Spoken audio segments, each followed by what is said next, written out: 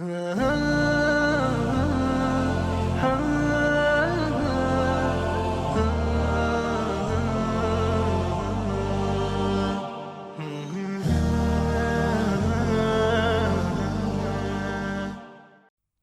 علیکم ورحمۃ اللہ وبرکاتہ۔ الحمدللہ رب العالمین والعاقبۃ المتقین والصلاۃ والسلام علی رسولہ محمد وعلی آلہ وآل بیتہ واصحابہ وازواجہ اجمعین۔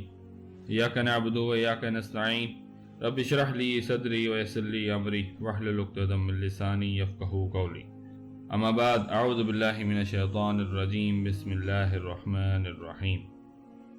7 طریقے جن سے شیطان ہمیں گناہ کرواتا ہے، گمراہ کرتا ہے۔ یا اخوانی، وہ کون سے طریقے ہیں جن سے شیطان ہمیں گمراہ کرنے کی کوشش کرتا ہے؟ سب سے پہلا ہے ان میں سے نرمی والا، اور کیونکہ وہ ایک ایسا نرم طریقہ ہے یا ایسی نرم چال ہے شیطان کی کہ اللہ جل شانہ وہ معاف فرما دیتے ہیں اگر ابلیس شیطان اس میں کامیاب ہو جاتا ہے۔ جیسے جب موسیٰ علیہ السلام اپنے شاگرد یوشع علیہ السلام کے ساتھ خضر علیہ السلام کے پاس جا رہے تھے، اور یوشع علیہ السلام موسیٰ علیہ السلام کو مچھلی کے بارے میں آگاہ کرنا بھول گئے، تو انہوں نے کہا وَمَا أَنْسَيْنَاهُ إِلَّا الشَّيْطَانِ، دراصل شیطان نے ہی مجھے بلا دیا۔ ویسے ہی اگر شیطان آپ کو مثلا فجر بلوا دیتا ہے، آپ کو زیادہ نیند کروا کر اگر آپ حقیقتاً بھول گئے ہوں گے تو اللہ آپ کو معاف فرما دے گا۔ مطلب ہر وہ چیز جو آپ نے کرنی ہو اور آپ حقیقتاً بھول جائیں تو اللہ جل شانہ وہ معاف فرما دیں گے۔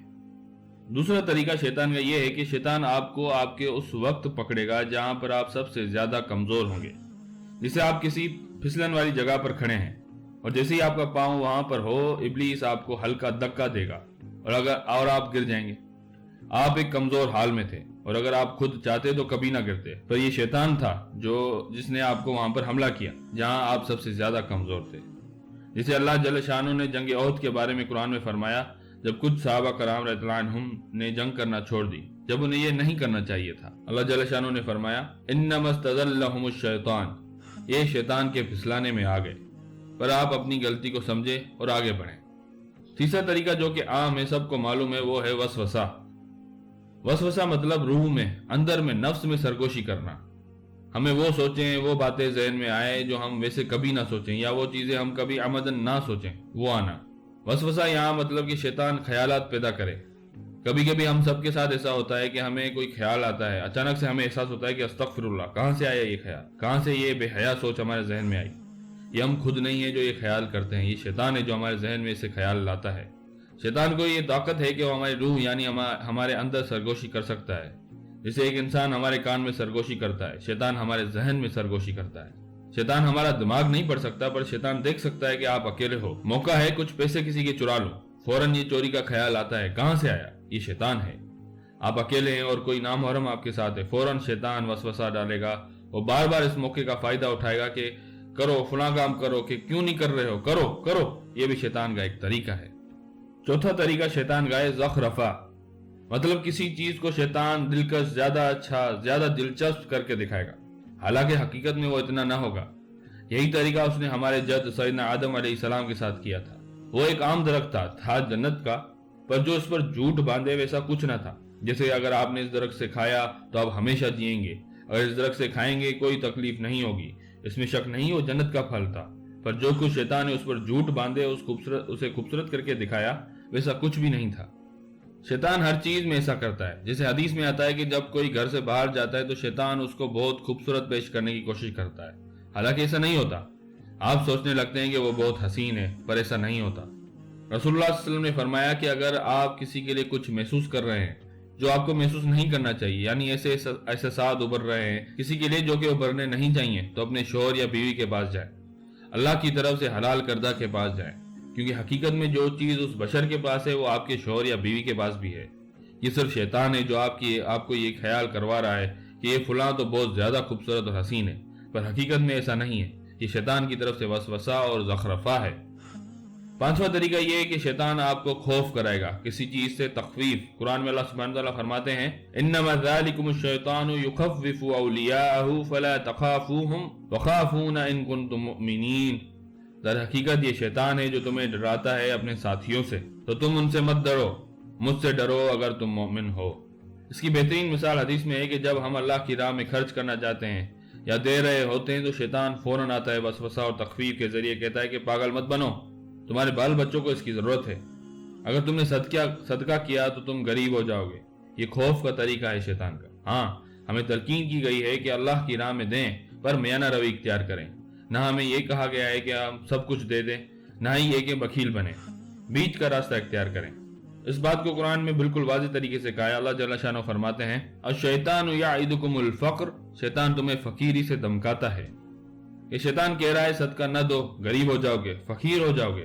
اللہ جل شانہ کہہ رہے ہیں میں وعدہ کرتا ہوں کہ میری راہ میں دو، میں تمہیں غنی کر دوں گا، تمہارے مال میں برکت دوں گا۔ چھٹا طریقہ شیطان کا ہے کہ وہ لوگوں کو اکساتا ہے کہ وہ علم کے بغیر بولیں تاکہ دوسروں کو گمراہ کر دیں اور خود بھی گمراہی میں رہیں۔ یہ شیطان کی مان کر خود انسانی شکل کے شیطان بن جاتے ہیں۔ رسول اللہ صلی اللہ علیہ وآلہ وسلم نے فرمایا ایسے لوگ ہیں جو جہنم کی طرف بلاتے ہیں۔ شیاطین فی صورت الانس، وہ انسان کی شکل میں شیاطین ہے۔ یعنی شیطان وہ ہے جو آپ کو سیدھے راہ سے صراط مستقیم سے ہٹائے، اور ایک شیطان ہے جنات میں سے اور ایک انسانوں میں سے۔ جو کوئی بھی آپ کو اللہ کی نافرمانی کو بلائے، کوئی بھی ہو جو آپ کو اللہ کے راستے سے ہٹنے کو کہے، وہ شیطان ہے۔ اور شیطان کے دوست ہیں، اس کے مینیجرز ہیں، اس کے فریب کو بیچنے والے ہیں، اس کا ایک پورا سسٹم ہے۔ ایک ہیں ان میں جنات اور دوسرے ہیں انسانوں میں سے جو آپ کو دین سے دور کرنے پر تلے ہوئے ہیں۔ جو آپ اگر دین پر چل رہے ہیں تو آپ کا مذاق اڑائیں گے، او بن گیا مولوی کیا کر رہا ہے، جانے دے، مر جانا ہے، ابھی عیش تو کرنے دے۔ اور یہ وہ لوگ ہیں جن کی باتوں میں اکثر لوگ آ جاتے ہیں، کیونکہ وہ اپنی شیطانی دعوے کو اس خوبصورت اور ذہانت سے پیش کرتے ہیں کہ بندے اس کی باتوں میں آ جاتے ہیں۔ اور سب سے آخری حربہ شیطان کا جو کہ بہت خطرناک ہے، جو کہ آج کل ہر فرد میں ہے، اور وہ ہے امت میں تفرقہ ڈالنا اور بھائیوں میں تنازع پیدا کرنا، گھروں میں جھگڑے پیدا کرنا، دوستوں میں خلل پیدا کرنا، دو مسلمانوں میں غلط فہمیاں پیدا کرنا۔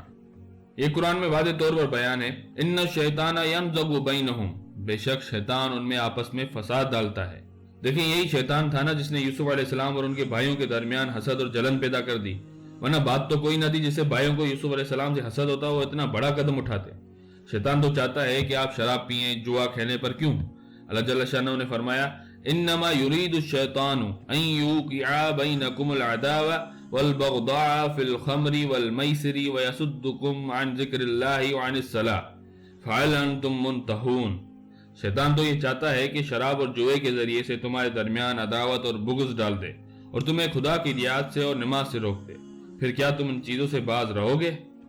عام مثال ہے شراب کی محفل ہو اور شراب نوشی چل رہی ہو، آخر میں انہی شرابیوں کو جب نشہ چڑھے گا تو پھر وہی جو آدھے گھنٹے پہلے بڑے پیار سے ایک ساتھ شراب پی رہے تھے اچانک اٹھ کر لڑیں گے۔ جوا بھی اسی طرح ایک واقعہ تو میں خود جانتا ہوں، 4-5 دوست ساتھ بیٹھ کر روزانہ جوا کھیلتے تھے۔ ان میں سے ایک پولیس والا تھا۔ ایک دن وہ جوئے میں پیسے ہار گیا تو اچانک اٹھ کر چلا گیا۔ دوسروں کو تھوڑا شک ہوا کہ یہ کچھ کرے نہ، تو اس کے جانے کے بعد وہ بھی فوراً چلے گئے۔ تھوڑی دیر میں وہ پولیس والا باقی عملے کے ساتھ اس جگہ چھاپا مارنے پہنچ گیا۔ کس پر چھاپا مار؟ جن کے ساتھ وہ روزانہ جوا کھیلتا تھا۔ کیا ہوا؟ عداوت شروع ہو گئی، جھگڑا شروع ہو گیا۔ شیطان امت کو، گھر کو، بھائیوں کو، میاں بیوی کو، دوستوں کو توڑنا چاہتا ہے اور وہ اس بات پر خوش ہوتا ہے۔ حدیث پاک میں ہے کہ شیطان کو میاں بیوی کا رشتہ توڑنے میں، ان میں عداوت پیدا کرنے میں بڑی خوشی ہوتی ہے۔ شیطان نہیں چاہتا کہ مسلمان آپس میں پیار محبت سے رہیں، اور یہ بہت خطرناک طریقہ ہے شیطان کا، اور ہمیں اس سے خود کو بچانا ہوگا۔ اللہ جل شانہ سے دعا ہے کہ وہ ہمیں ان سب طریقوں سے، شیطان کے تمام ہیلے اور حربوں سے اپنی پناہ میں محفوظ رکھے، ہمیں اتنا مضبوط کرے کہ ہم شیطان کی چالوں کے خلاف لڑ سکیں، اپنے آپ پر، اپنے نفس پر قابو رکھیں۔ آمین۔ اللہ ہمیں رسول اللہ صلی اللہ علیہ وسلم کی سنتوں پر عمل کرنے کی توفیق عطا فرمائے، اور ہمیں اقامت دین کی جد و جہد کرنے کی توفیق، ہمت عطا فرمائے۔ آمین۔ فی امان اللہ۔